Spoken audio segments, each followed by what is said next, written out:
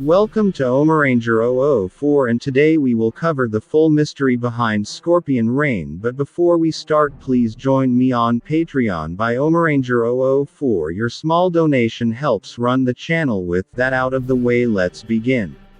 Scorpion Rain, also rarely but occasionally known as Scorpion Raid or Scorpion Rain, is a clever hoax that fooled hundreds of Power Rangers fans in the late 1990s. For over 3 years, the online fandom was largely fooled into believing that this series of shorts existed, despite there never being any hard evidence to support that belief. And, over those 3+ years, it became more than simply an inside joke. It became a part of the series' mythos, perhaps even as important as any episode. A screenshot of the message Derek Smith had on his webpage for years. The beginning section titled, "The Beginning." It is unclear how much planning there was before the first mention of the Scorpion Rain saga in Usenet newsgroup alt.fan. Power Rangers, though it is believed that the founding members of the self-named Scorpion Rain Coalition, SRC, discussed the issue for some time in the Power Rangers IRC channel #alt-MMPR. On March 14, 1998, Derek Smith first unleashed Scorpion Rain on the fandom off-site link. From Regenesis O at AOL.com, subject WTB, Australian PRZ short newsgroup, alt.fan. Power Rangers date. The 14th of March 1998. Hi. I saw a piece on American Journal a while ago following up on Axelrod, the guy who played Zed's voice, and the showed clips of an 8-minute short film that aired in 2-minute segments after Power Rangers Zeo a few months ago to promote the upcoming TAPRM release. It's supposed to have Zed versus the red and pink Zeo Rangers, no unmorphed shots, and the voices all wrong, maybe Axelrod in jail, and the destruction of Serpentera. I'd prefer NTSB format, but I'm willing to pay 20 to 30 American for a copy in either format. Scorpion Rain was the brainchild of Smith, Satu Sharp aka Jovet, and Amit Bhaumik, the latter best known as the future story editor of Power Rangers Wild Force. Over the years, more fans were brought into the fold, including Joe Roving, Jared, Static Pulse, Burton, and Chris, CMDR Crayfish, Funaro. That actually looks better than the real thing.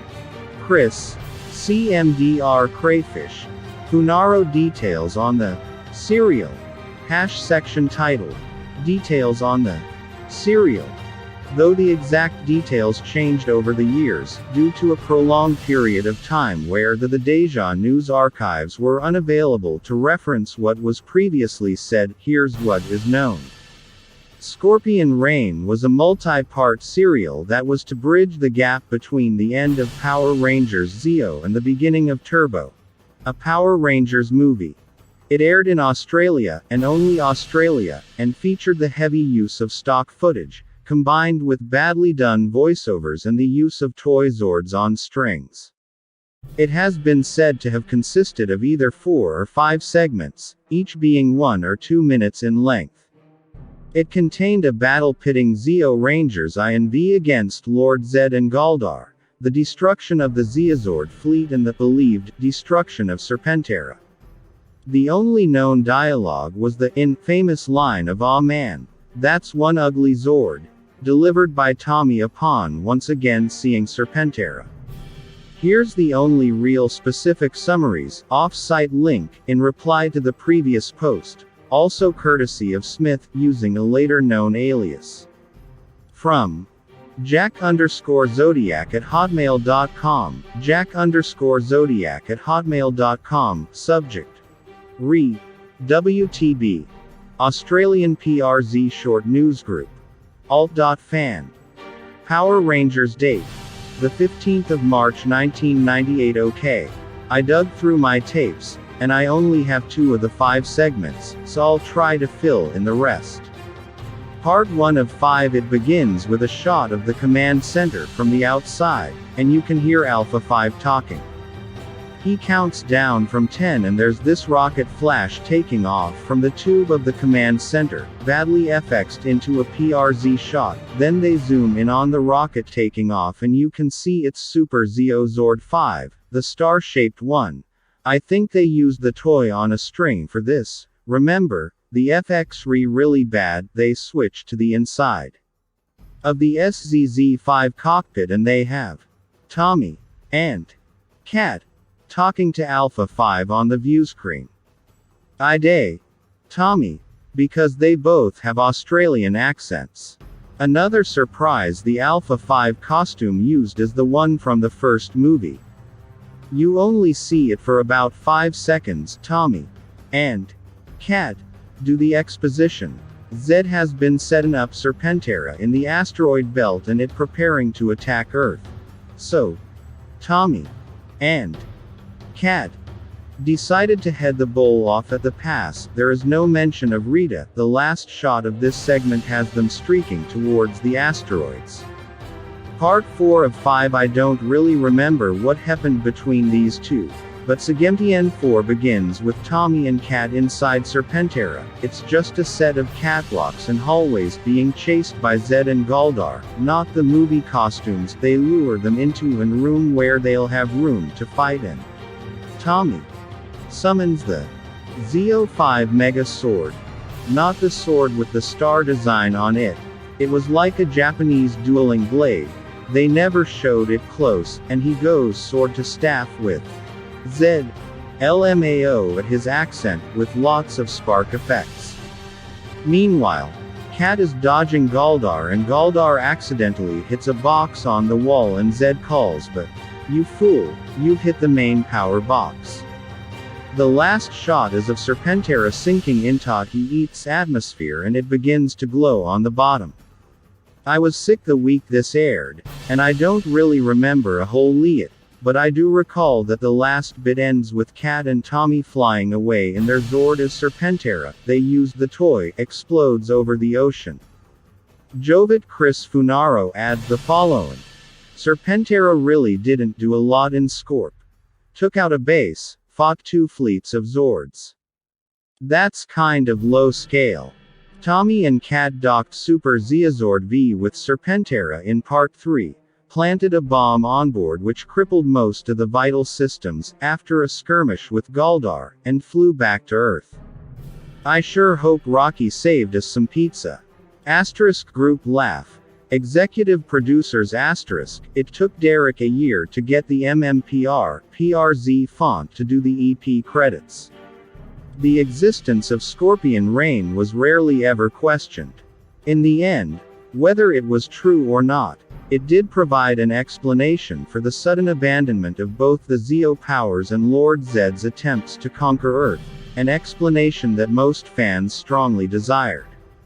The fandom wanted badly to believe, and this is part of the reason the hoax was able to live for so long.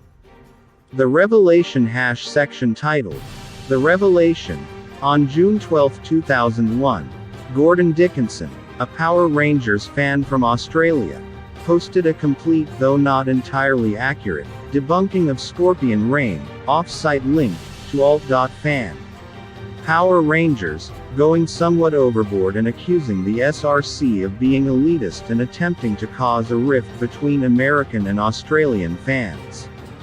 Shortly afterward, the SRC admitted the hoax, saying it was merely a joke that blossomed and then flourished.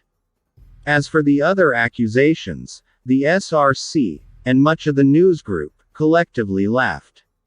Sure, it was a hoax that fooled many people, and in the end broke a lot of people's trust. But it wasn't meant as a malicious attack. It was the greatest practical joke the Power Rangers fandom had ever seen. The video file section titled, The Video File. Long before the essay by Dickinson, Smith had nearly finished editing together Part 5 of the serial and was in the process of adding voiceovers done by himself and the members of the SRC, intending to release the video file to the fandom later in 2001 to further the hoax. However, the joke ended, and the group decided to keep the real media file under wraps for many years. Baumick was to be the voice of Tommy, delivering that infamous line, allegedly better than Jason David Frank managed to later on in Forever Red. Cat was played by Sharp, whom reportedly played a Pretty Dead on Catherine. Jason, Megablue, Takik provided the Turbo, a Power Rangers movie logo that appears at the end. But, just when everyone had thought that Scorpion Rain was dead and buried, Baumick decided to do something unexpected, bring it into the actual series mythos. Forever Red. Section titled, Forever Red. As far as I was concerned, in writing Forever Red, Scorpion Rain was in continuity. Amit Baumick, via Funaro, any fan who was aware of Scorpion Rain and saw the Power Rangers Wild Force episode, Forever Red, knew this. In that episode, Tommy makes reference to a battle in which Zed was defeated that was never shown in any episode. Tommy also says that infamous line, "Aw man, that's one ugly Zord," originally delivered by Baumick in Scorpion Rain. This was a noticeable wink to any longtime member of the online fandom. Scorpion Rain, which started out as merely a practical joke, then blossomed into a heated debate, was now a part of series canon. Check out one of our newest videos right here. Plus, even more videos about your favorite comics, movies are coming soon. Join me on Patreon by Omaranger004. Your small donation helps run the channel. Subscribe to our YouTube channel and hit the bell so you don't miss a single one.